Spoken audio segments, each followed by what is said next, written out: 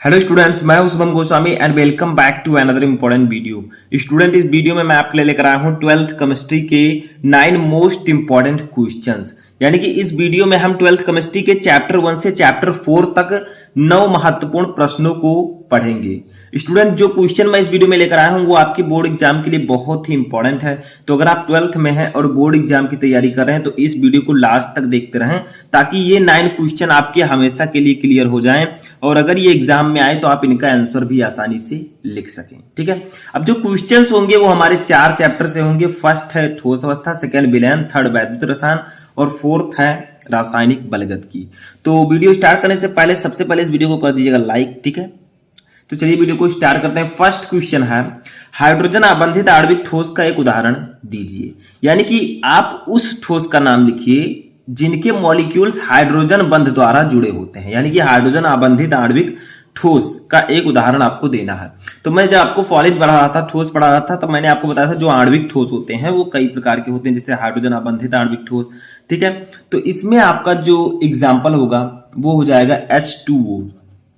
ये H2O क्या है? ये जल है। ठीक है, H2O क्या है? ये जल है। तो हमें क्या करना है, इसको सॉलिड के रूप में लेना है। ठीक है, तो हाइड्रोजन आबंधित आणविक ठोस को हम लिख सकते हैं, ये होगा इसका उदाहरण H2O। ठीक है, और इसे हमें किस में लेना है? सॉलिड रूप में। ठीक है, यानी कि हम इसे बर्फ भी लिख सकते हैं। तो ये आपका होगा हाइड्रोजन आबंधित आणविक ठोस। ठीक है, क्योंकि H2O तो आपका जल होता है जो कि एक लिक्विड है। ठीक है, अब हम अगर ये H2O को ठंडा करें, उसे सॉलिड के रूप में बनाएं, तब वो बर्फ बन जाएगा और वही आपका हाइड्रोजन आबंधित आणविक ठोस का उदाहरण होगा। क्योंकि जो बर्फ में H2O होता है, ठीक है, बर्फ अवस्था में जो H2O होता है वो ठोस, उनके अणुओं के मध्य प्रबल हाइड्रोजन आबंध उपस्थित होते हैं। यानी कि जल के जो मॉलिक्यूल्स होते हैं उनके मध्य हाइड्रोजन बंध उपस्थित होते हैं। तो ये आपका हाइड्रोजन आबंधित आणविक ठोस का एक उदाहरण होगा। ठीक है, तो ये वाला होगा आपका उदाहरण। H2O लिखिए, ये सॉलिड के रूप में, यस का मतलब सॉलिड, जो कि बर्फ। ठीक है, ये तो मैंने बताया था जल का सूत्र। ठीक है, समझ में आया? ये द्रव अवस्था में है, तो ये वाला आपका एग्जाम्पल होगा। सेकंड देखिए, सेकंड क्वेश्चन हमारा है, CSCl में त्रिज्या अनुपात का मान ज्ञात कीजिए। यानी कि जो CSCl है, सीजियम क्लोराइड, इसमें आपको त्रिज्या अनुपात बताना है कि इसमें कितनी होती है। तो इसका डायरेक्टली हम लिख देते हैं CSCl में त्रिज्या अनुपात। देखिए, बहुत सारे स्टूडेंट कहेंगे ये कैसा क्वेश्चन है। तो देखिए, यही सब क्वेश्चन आते हैं और आप पहले से नहीं पढ़ रहेंगे तो आपका ये क्वेश्चन मिस हो जाएगा। ठीक है, त्रिज्या अनुपात का मान 0.93 होता है, 0.93 होता है। तो CSCl में त्रिज्या अनुपात का मान 0.93 होता है। ठीक है, ये आपको याद रखना है। अब हम लोग अपना देखेंगे नेक्स्ट क्वेश्चन। तो देखिए, नेक्स्ट क्वेश्चन हमारा क्या है, किस प्रकार की धातुएं आरस समीकरण मितीय दोष दर्शाती हैं। यानी कि वो कौन से सॉलिड्स होते हैं जो आरस समीकरण मितीय दोष दर्शाती हैं। मैंने आपको बताया था कि दोष 2 प्रकार के होते हैं, एक रस समीकरण मितीय, एक आरस समीकरण मितीय। ठीक है, तो इसका राइट आंसर होगा बिंदु दोष। सॉरी, किस प्रकार की धातुएं, तो जो संक्रमण धातुएं होती हैं, संक्रमण धातुएं, जो संक्रमण धातुएं होती हैं, ये जो है आरस समीकरण मितीय दोष को दर्शाती हैं। ठीक है, तो आप लोग लिख सकते हैं जो संक्रमण धातुएं होती हैं, जो आपका डी ब्लॉक होता है संक्रमण तत्व। ठीक है, तो संक्रमण धातुएं जो होती हैं ये आरस समीकरण मितीय दोष दर्शाती हैं, क्योंकि जो संक्रमण धातुएं होती हैं उनमें परिवर्ती आक्सीकारक अवस्था वो प्रदर्शित करती हैं। ठीक है, इसीलिए वे आरस समीकरण मितीय दोष को दर्शाती हैं। तो आपसे कोई पूछे कि मेनली किस प्रकार की मेटल्स जो है आरस समीकरण मितीय धातु दोष दर्शाती हैं, तो आप कह सकते हैं संक्रमण धातुएं। नेक्स्ट क्वेश्चन देखते हैं। तो देखिए, क्वेश्चन है कि आदर्श क्रिस्टल ठोस में अवयवी कणों की व्यवस्था में अनियमितता से उत्पन्न दोष क्या कहलाता है। यानी कि कोई आदर्श क्रिस्टल ठोस है, ठीक है, उसके अवयवी कण की व्यवस्था में अनियमितता से उत्पन्न दोष क्या कहलाएगा। यानी कि उनमें जो अवयवी कण की जो व्यवस्था है उसमें अगर कोई त्रुटि हो तो वो कौन सा दोष कहलाएगा, तो वो आपका कहलाएगा बिंदु दोष। ठीक है,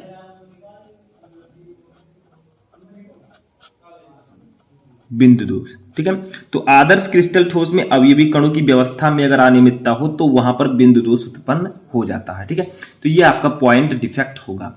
नेक्स्ट क्वेश्चन है विलयन के मुख्य घटकों के नाम लिखिए। तो इसको ये तो आप लोगों को पता ही है, मैंने पहले ही बताया था, ठीक है। जो विलयन के मुख्य घटक होते हैं वो मेनली दो होते हैं, एक विलेय एवं विलायक, ठीक है। तो देखिए विलेय एवं विलायक मिलकर जो है विलयन का निर्माण करते हैं, ठीक है।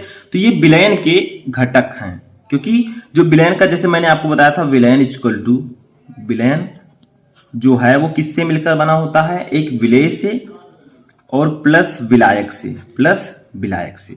अब यहां पर एक चीज और याद रखिएगा कि जिसकी मात्रा विलयन में कम हो वो विलेय होगा। जैसे आपने विलयन बनाया तो वो विलेय और विलायक से मिलकर बनता है। अब इस जिसकी मात्रा विलयन में कम होगी वो विलेय होगा, जिसकी मात्रा ज्यादा होगी वो विलायक होगा। जैसे आप विलयन में ले लीजिए शरबत, और विलेय हो जाएगा चीनी, विलायक हो जाएगा पानी। तो जब आप पानी ज्यादा लेंगे, चीनी कम लेंगे, तभी शरबत बनेगा, ठीक है। तो यही विलयन के मुख्य घटक होते हैं, विलेय एवं विलायक। अब देखिए हमारा तीसरा 6 नंबर क्वेश्चन है कि साधारणतया मुख्यतया ताप में वृद्धि करने पर गैसों की द्रव में विलेयता पर क्या प्रभाव पड़ता है। तो ये मैं आपको ऑलरेडी बता चुका हूं, ठीक है। क्या होगा, विलेयता बढ़ेगी, ठीक है। यहां पर जो होगा विलेयता घटती है, सॉरी, विलेयता घटती है। तो अगर आप लोग मुख्यतः ताप में वृद्धि करने पर गैसों की द्रव में विलेयता पर क्या प्रभाव पड़ता है, तो विलेयता घटती है। जैसे आप ताप में वृद्धि करते हैं, ठीक है। जैसे मान लीजिए एक पात्र है, ये क्वेश्चन शायद मैं पहले भी आपको बता चुका, मुझे याद नहीं है, बट समझ लीजिए। देखिए यहां पर क्या है, मुख्यतः ताप में वृद्धि करने पर गैसों की द्रव में विलेयता। तो मान लीजिए इसमें गैस, पहले द्रव है, ये पानी है, ठीक है। ये क्या है,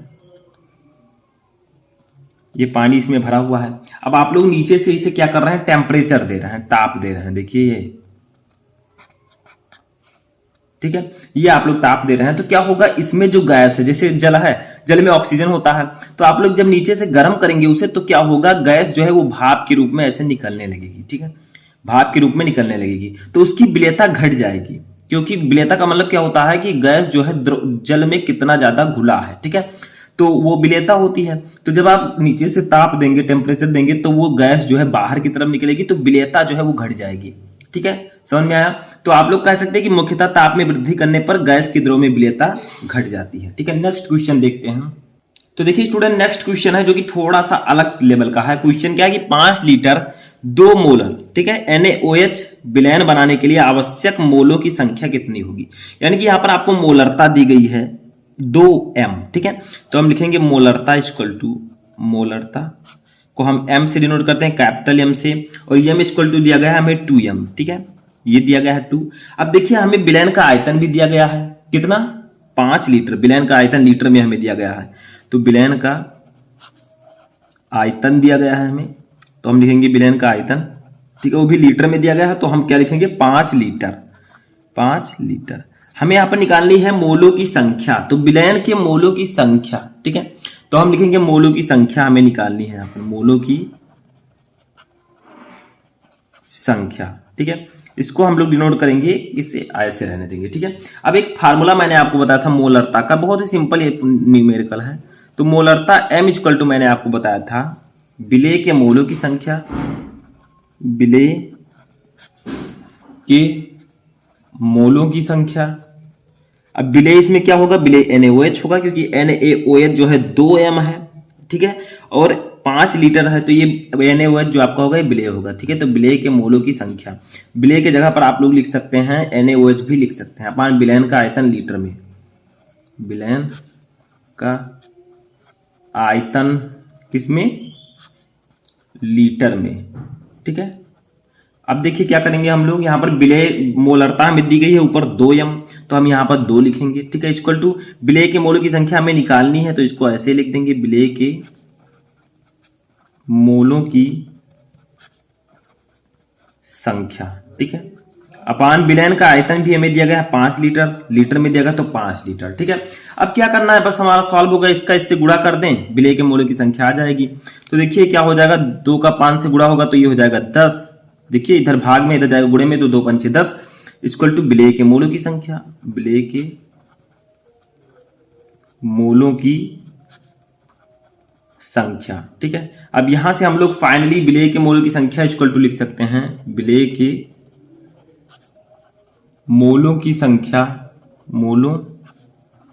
संख्या इक्वल टू 10, ठीक है 10, समझ में आया। तो यही आपका आंसर हो जाएगा। अब आप लोग यहाँ पर NaOH के मोल की संख्या आपने निकाला है जो कि 10 आया है। मैंने यहाँ पर विलेय लिखा है लेकिन यहाँ पर NaOH है, ठीक है। विलेय के स्थान पर क्या है, देखिए यहाँ पर विलेय के स्थान पर NaOH दिया गया है, ठीक है। तो ये आपका NaOH की मोलों की संख्या आपकी आ गई है। आप लिख सकते हैं यहाँ पर NaOH के मोलों की संख्या, NaOH के मोलों की संख्या इक्वल टू 10, ठीक है। तो यही आपका आंसर हो जाएगा। जो कि विलेय मैंने NaOH लिया था वही आपका आंसर हो जाएगा। अब देखते हैं अपना नेक्स्ट क्वेश्चन।